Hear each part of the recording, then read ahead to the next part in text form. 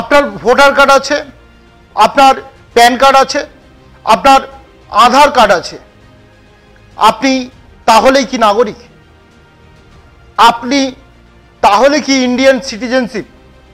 নয়, এমনটাই বলছে এবার সুপ্রিম কোর্ট। কিছুদিন আগে সুপ্রিম কোর্টের কাছে দেশের জাতীয় নির্বাচন আধিকারিকরা বা দেশের জাতীয় নির্বাচন কমিশন তারা এমনই যুক্তি খাড়া করেছিলেন যে প্যান কার্ড, ভোটার কার্ড, আধার কার্ড এগুলো একটা প্রমাণপত্র, মানে আপনার পরিচয়, কিন্তু আপনার পরিচয়ের প্রমাণপত্র মানে সেটাই তার ফলে আপনি নাগরিক, এটা আপনি মনে করবেন না, এমনটাই বোঝাতে চেয়েছিল সুপ্রিম কোর্ট। কিন্তু তারপরেই যেটা হলো, সেই প্রমাণপত্র এবারে বলা হচ্ছে, এবারে খোদ সুপ্রিম কোর্ট বলছে যে না, এই যে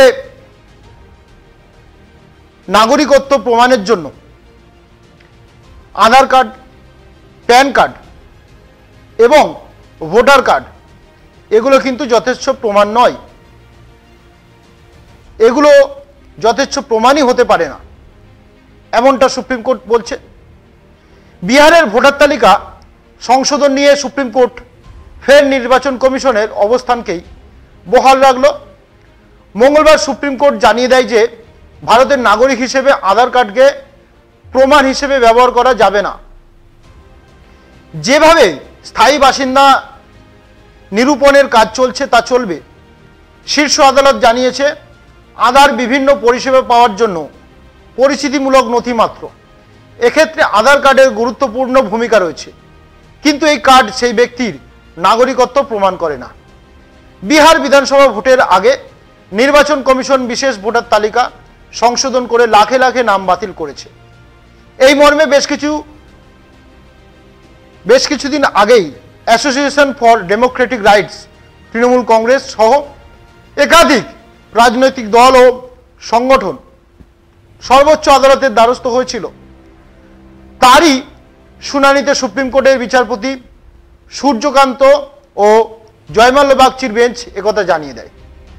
নির্বাচন কমিশন এর আগেই আদালতে জানিয়েছে আধার কখনো স্থায়ী বাসিন্দার উপযুক্ত প্রমাণ হতে পারে না, তাই আধার কার্ড থাকলেই ভোটদানের অধিকার থাকতে পারে না। এদিন বেঞ্চ কমিশনের সেই যুক্তিকেই মান্যতা দিয়েছে। আবেদনকারীদের পক্ষে প্রবীণ আইনজীবী কপিল সিব্বল যুক্তি দেওয়ার চেষ্টা করেছেন। তিনি বলেছেন যে আধার, রেশন, সচিত্র পরিচয়পত্র থাকা সত্ত্বেও ভোট আধিকারিকরা সেগুলি কোনো প্রমাণ বলেই গ্রহণ করতে চাইছে না। এর জবাবে বিচারপতি সূর্যকান্ত বলেছেন এই নথিগুলি প্রমাণ করে যে আপনি ওই এলাকায় বসবাস করেন। বিচারপতি কান্ত আরো বলেন বিহারে কারো কাছে বৈধ নথি নেই এরকম যুক্তি কিংবা রেশন কার্ড থাকলে তা নাগরিকত্ব, এটা প্রমাণিত নয়, এটা সুপ্রিম কোর্ট বলছে। কমিশনের তরফে আদালতে হাজির প্রবীণ আইনজীবী রাকেশ দ্বিবেদী বলেন এ ধরনের কাজে কিছু ভুলভ্রান্তি থেকে যায়, তবে 30শে সেপ্টেম্বর চূড়ান্ত তালিকা প্রকাশের আগে তা ফ্রেশ করা হবে বা শুধরে নেওয়া হবে। এ ধরনের ভোটার তালিকা সংশোধনের অধিকার বা ক্ষমতা কমিশনের আছে কিনা এ বিষয়ে বিচারপতি সূর্যকান্ত বলেন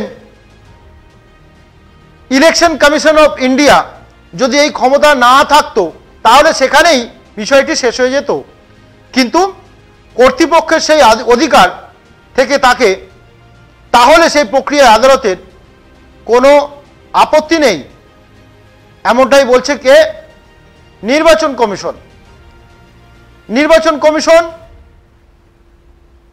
নির্বাচন কমিশন যে যুক্তি খাড়া করেছিল সেই যুক্তি এবার সেটা মান্যতা পেল সুপ্রিম কোর্ট। অর্থাৎ যারা কথা বলছিলেন এই বিষয় নিয়ে, অনেকেই বলছিলেন যে আধার কার্ড, ভোটার কার্ড, তাহলে দেওয়া হলো কেন? সেইগুলো যদি এতদিন ধরে ভোটার কার্ড হচ্ছিল, আজকের কেন হবে না? এমন কথা অভিষেক বন্দ্যোপাধ্যায়ের মুখে বলতে শোনা গেছিল।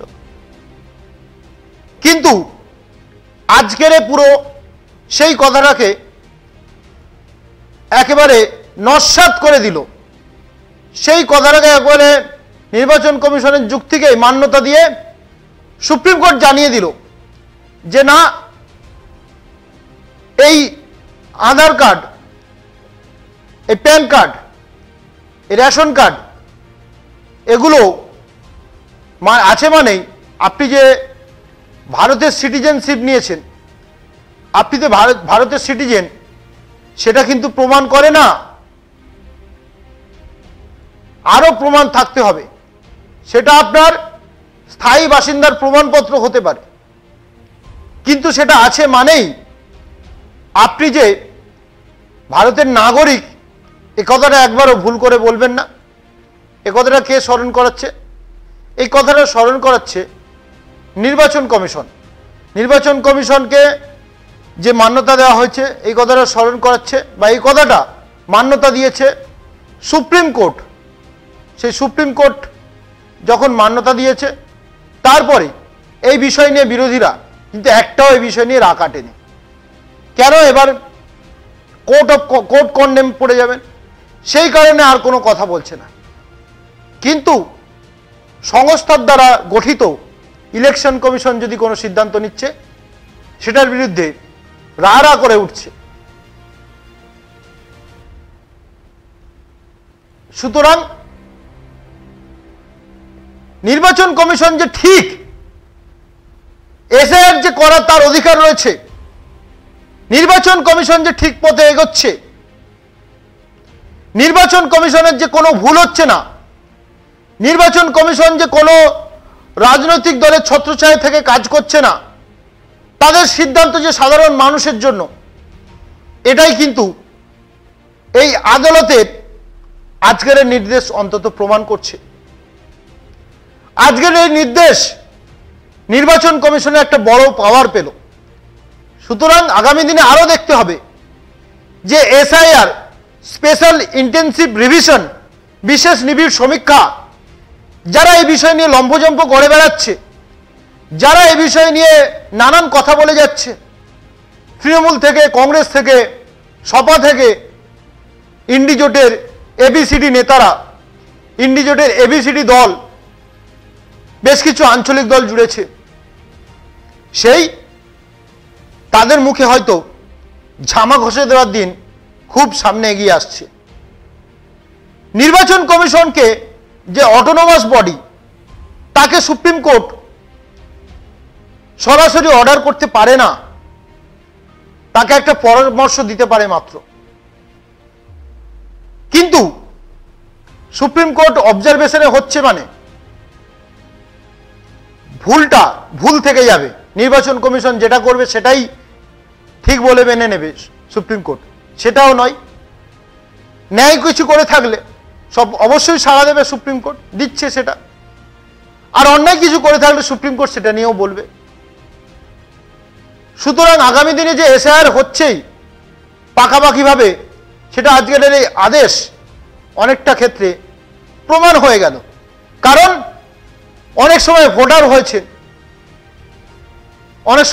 হয়েছেন এই আধার কার্ড, প্যান কার্ডের ভিত্তিতেই অনেক জায়গায় ভোটার হয়ে গেছে। অনেককে ভোটার বানিয়ে দেওয়া হয়েছে। অনেক বিএলও লেভেলের অফিসার, অনেক ইআরও লেভেলের অফিসার সেগুলোকে মান্যতা দিয়েছে, সেগুলোকে গুরুত্ব দিয়েছে। সেইগুলোতে একটু ঝাড়াই মোছাই করার দরকার আছে বাবুরা। সেই ঝাড়াই মোছাই করার জন্য কিন্তু এই নির্দেশকে অবশ্যই গুরুত্ব দিতে হচ্ছে। এই নির্দেশকে গুরুত্ব যদি না দেওয়া হয়, বা নির্বাচন কমিশনকে যদি না কাজ করতে দেওয়া হয়, এই সুপ্রিম কোর্টই আদেশ দেবে যে এসআইআর যদি কোনো রকম কোনো বাধা আসে, তাহলে কিন্তু কঠোর থেকে কঠোরতম ব্যবস্থা নেওয়া হবে। আর আগামীকাল মনোজ পন্থের কি ব্যবস্থা হয় সেটাও আমাদের দেখতে হবে।